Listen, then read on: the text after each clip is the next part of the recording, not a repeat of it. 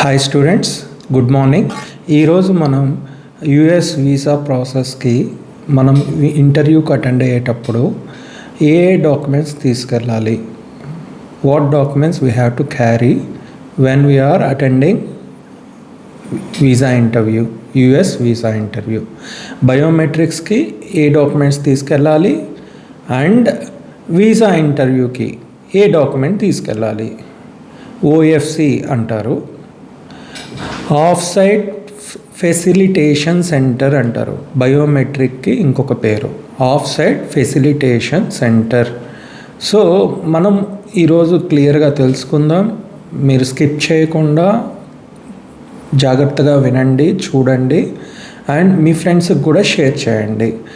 First మనం biometric వెళ్ళినప్పుడు మనం తీసుకెళ్లాల్సిన డాక్యుమెంట్స్ ఏంటంటే వ్యాలిడ్ పాస్పోర్ట్ అండి, ఒరిజినల్. అండ్ నేను ఇప్పుడు చెప్పేవన్నీ 1 to 2 సెట్స్ ఫోటో కాపీస్, అంటే జిరాక్సులు తీసుకోండి. సేఫ్ సైడ్ పెట్టుకోవాలి, ఎప్పుడు కూడాను జిరాక్సులు తీసుకోవాలి. And valid passport first thing. Second thing, DS-160 confirmation page, అంటే మనం కలర్గా డౌన్లోడ్ చేసుకుంటాం కదా, కలర్ ఫోటో కాపీ, అదొకటి. అండ్ అపాయింట్మెంట్ కన్ఫర్మేషన్ పేజ్, ఓకేనా, అపాయింట్మెంట్ కన్ఫర్మేషన్ పేజ్ ఒకటి. అండ్ సెవీస్ కట్టుంటాం కదా fee, SEVIS fee receipt, payment receipt, అదొకటి. సో ఈ డాక్యుమెంట్స్ మనం క్యారీ చేయాలా హ్యాండీగా బయోమెట్రిక్కి వెళ్ళినప్పుడు, ఓఎఫ్సికి వెళ్ళినప్పుడు. And in the same time మనం నెక్స్ట్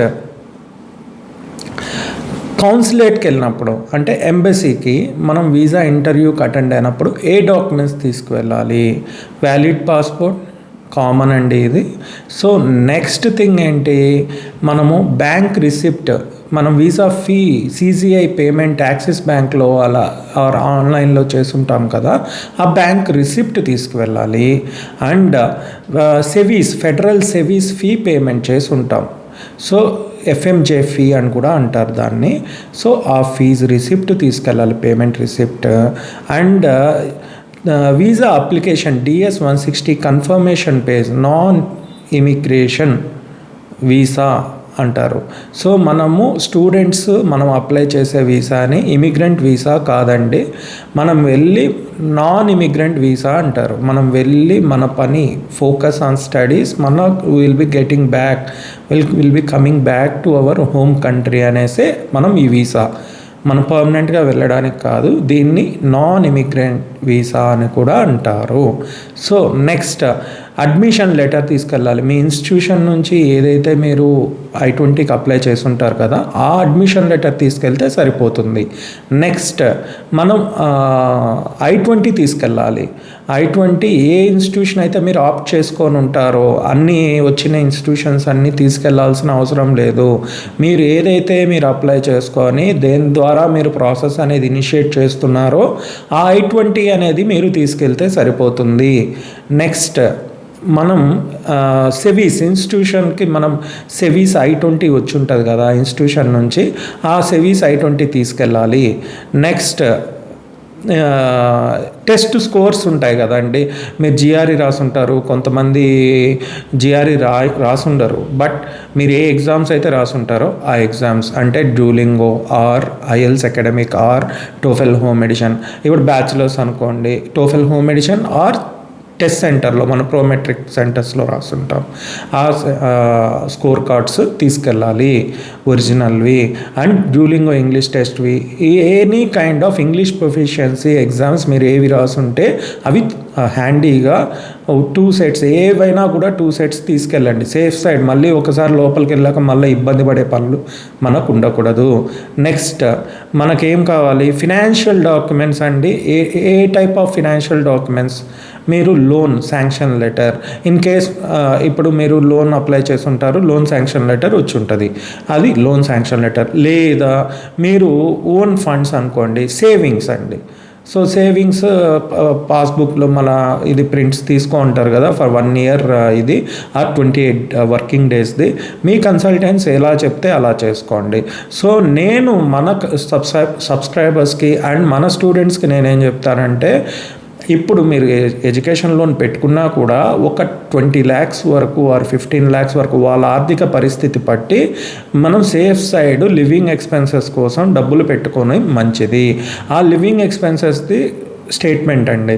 నెక్స్ట్ ఇప్పుడు మనం లోన్కి వెళ్ళలేని వాళ్ళు ఏం చేయాలి, వాళ్ళు సేవింగ్స్లో ఒక అట్లీస్ట్ ఇప్పటికిప్పుడే వేసి మళ్ళీ ప్రింట్స్ తీసుకోవడము, ఫోటో కాపీస్ తీసుకోవడం కాదమ్మా.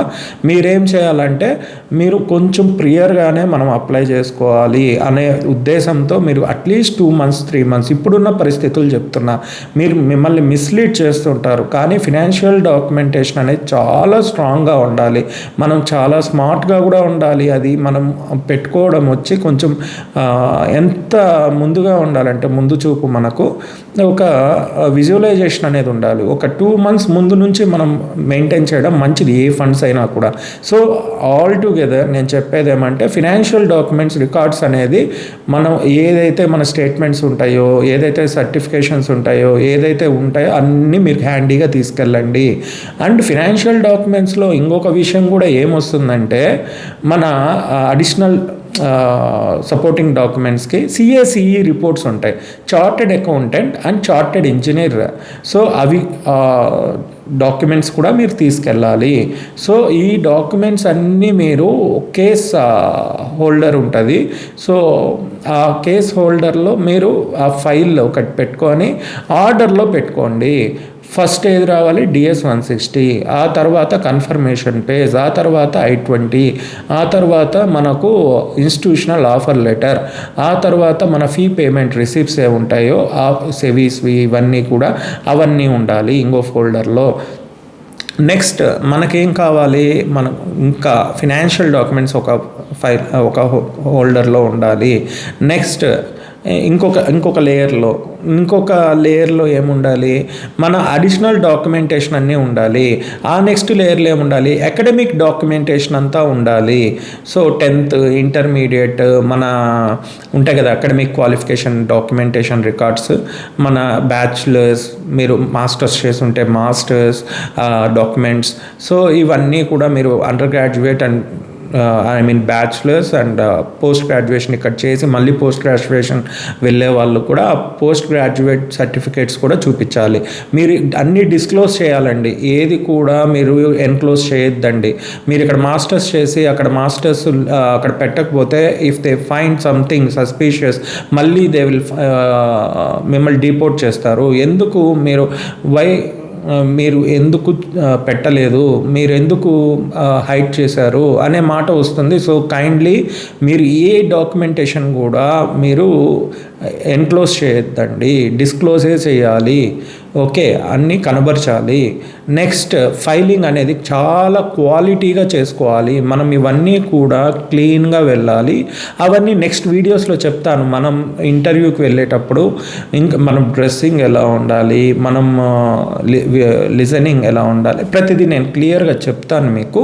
సో ఇప్పుడు వరకు డాక్యుమెంటేషన్స్ గురించి మనం ఏమేమి తీసుకెళ్ళాలని ఒక క్లియర్ ఐడియా వచ్చిందని నేను అనుకుంటున్నాను. సో మీరు కూడా మీ ఫ్రెండ్స్కి ఒక 10 మందికి ఉపయోగపడేలాగా షేర్ చేయండి, సబ్స్క్రైబ్ చేసుకోండి. Thank you.